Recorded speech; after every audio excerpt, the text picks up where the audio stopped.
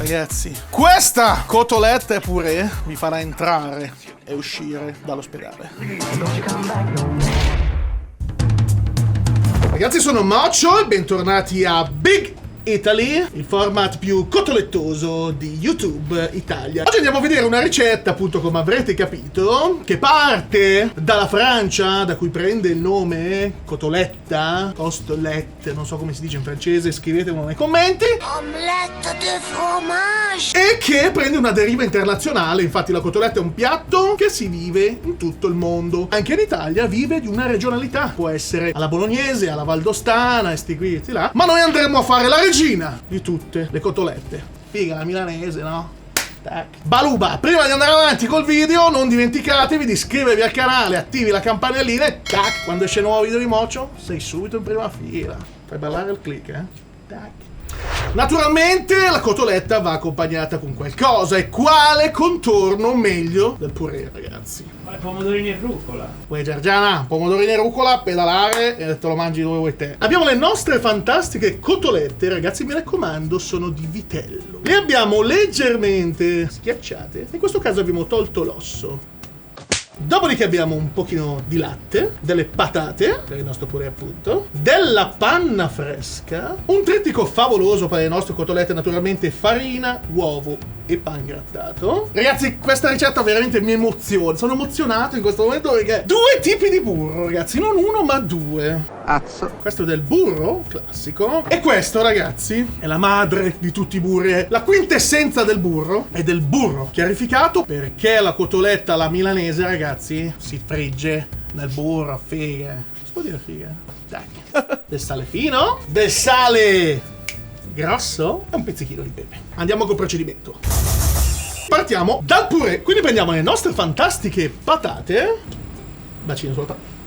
Basta, non dovevo dirlo forse. Non dovevo proprio dirlo. In acqua bollente, e andiamo a metterle con la buccia. Le lasciamo andare, ragazzi, per un 40 minuti circa. Andiamo a punzecchiarle con una forchetta. Quando saranno belle morbide andremo a estrarle. È il momento di passare alle cotolette. Due trucchettini per le nostre cotolette. Io in questo caso mi sono fatto togliere l'osso per non avere poi difficoltà magari in cottura di dislivello di carne, e sono andate leggermente a batterle. Non sono un grande fan dell'orecchia d'elefante, mi piace la carne un pochino spessa, per cui sì, gli abbiamo dato una battutina, ma non con troppa violenza.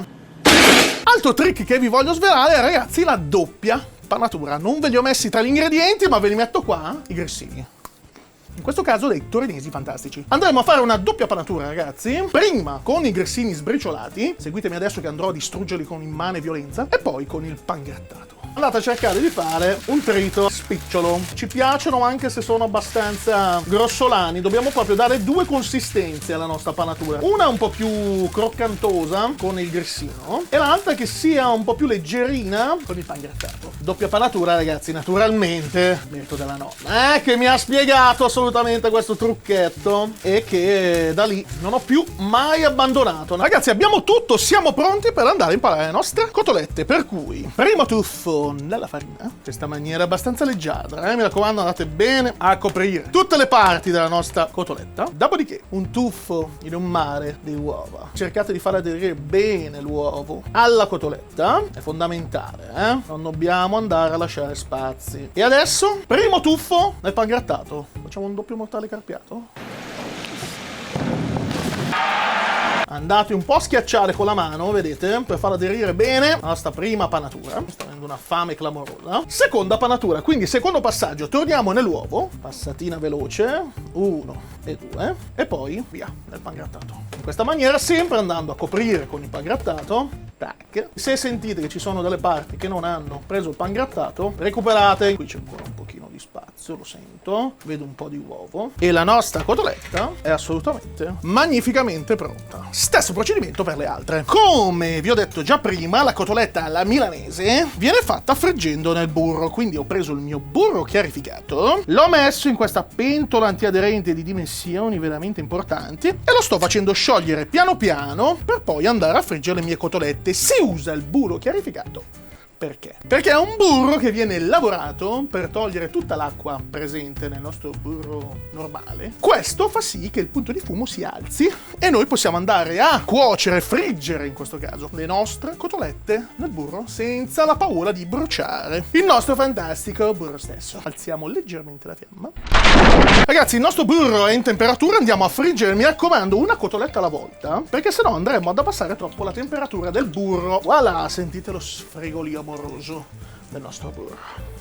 Dotati dalla nostra amica pinzetta, non abbiate fretta. Ricordo ancora i sabati dalla mia nonna cara, quando si facevano le cotolette, ragazzi, si entrava in cucina e sembrava di essere tipo in uno di quei Luna Park per i bambini, ci sono tutte le bolle di sapone che giravano. Erano bolle di burro che ribollivano e ispiravano la mia infanzia cara. Bei momenti, c'è una croccantezza da non sottovalutare. Se vi accorgete che ci sono delle parti, ragazzi, che non sono ben dorate, con un cucchiaino prendiamo il burro e andiamo a coprire. Tra una cottura e l'altra, ragazzi, mi raccomando, andate a refillare con un pochino di burro nuovo, in modo da abbassare un pochino la temperatura del nostro intingolo. Se neanche questa frittura ti emoziona quanto il mio sguardo, evidentemente ci sarà un perché.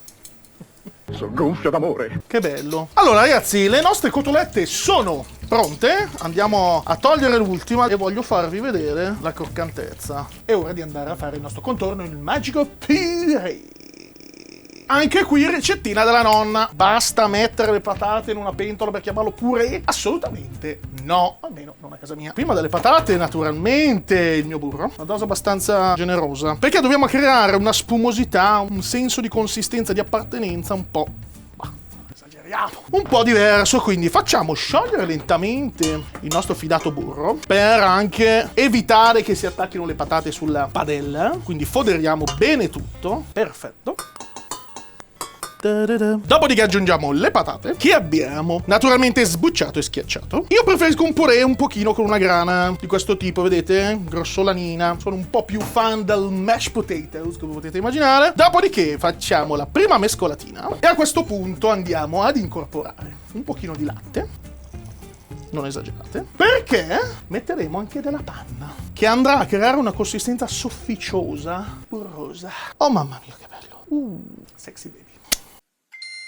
E andiamo a finire con sale e anche una smacinatina di pepe. A questo punto alziamo leggermente la fiamma e andiamo a mescolare, incorporando, ragazzi, in questa maniera. Incorporati, vieni qua, tesoro. Guardalo, lo vedi? Che sta diventando una crema. Quando vedete che sta sobbollendo, ragazzi, il purè, è giunto il momento di spegnere la fiamma e dare il tocco finale con una pioggia di parmigiano. Date un'ultima mescolatina, assaggio propedeutico, come mangiare una nuvola. Ragazzi, il nostro purè è qui, è pronto. Buonissimo, soffice. Le nostre cotolette sono meravigliosamente croccanti e pronte per essere azzannate miseramente, come al solito, senza nessun tipo di spinta, di grinta, che contraddistingue invece il popolo milanese, che ha, ricordiamo, ragazzi, tra le peculiarità, il fatto di non mollare mai di fronte alle avversità, di risolvere sempre tutti i problemi e di volere di più. E io non posso che volere di più da questa cotoletta! Jesus Christ. Per cui partiamo dalla pancetta, ragazzi, fantasticamente tagliata a cubetti, che andiamo a mettere in una pentola. Contemporaneamente in un'altra padellina subdola, guardate la misura di questa padellina, veramente subdola. Andiamo a inserire del burro, 2 pezzetti possono bastare, aggiungiamo un terzo della farina e andiamo a fare una base per una salsa, perché voglio venire incontro a tutti voi, che lo so che siete lì a dire: da un pezzettino di limone da mettere sulla cotolettina. No, io ti preparo una salsa al limone, partendo appunto da burro, farina. Ragazzi, stiamo andando a fare qualcosa non di primo livello, non di secondo livello, è tipo un terzo livello. Stiamo salendo, ragazzi, stiamo salendo. Eccolo qua il nostro rum. Inseriamo un po' di brodo di pollo e andiamo a mischiare in questa maniera. Bene, se no si formano i grumi, Lasciamo restringere. Nel frattempo nella nostra pancetta, che sta iniziando a imbiondirsi, stiamo andando a creare, ragazzi, un contorno del contorno. Questo sarà il contorno del purè. Sarà della pancetta con dei funghi. Adoro assolutamente la coppiata cotoletta, funghi, pancetta. Se la cotoletta è il contorno del purè. Il purè è il contorno della cotoletta, non lo so, chi lo può dire? Questo sarà il contorno del contorno.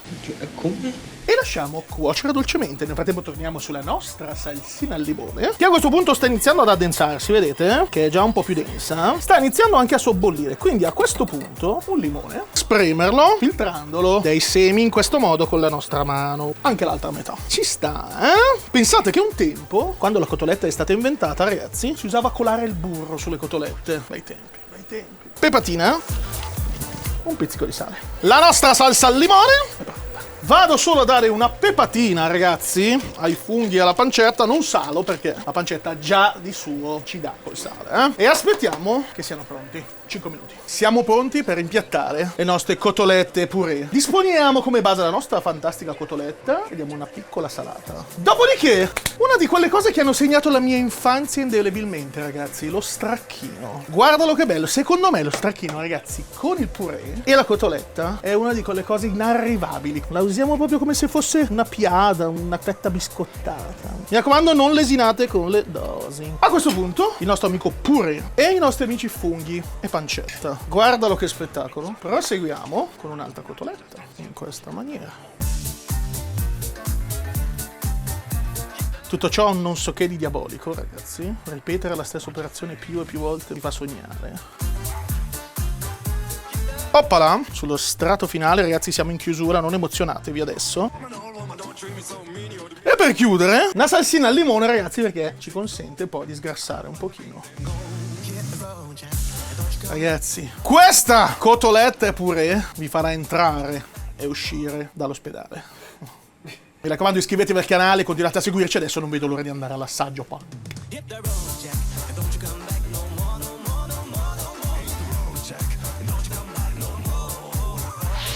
Ragazzi, è il momento dell'assaggio, sono super emozionato, devo dire, perché arriva un profumino incredibile da questa creazione, ma bando alle ciance, come si dice dalle mie parti, Maya e Tas. Mangia e taci. È una specie di millefoglie ho voluto fare, no? Lo vedi? Me lo vedi la stratificazione che si è creata? Ma che bella. Cottura perfetta della cotoletta, devo dire, vado subito all'assaggio.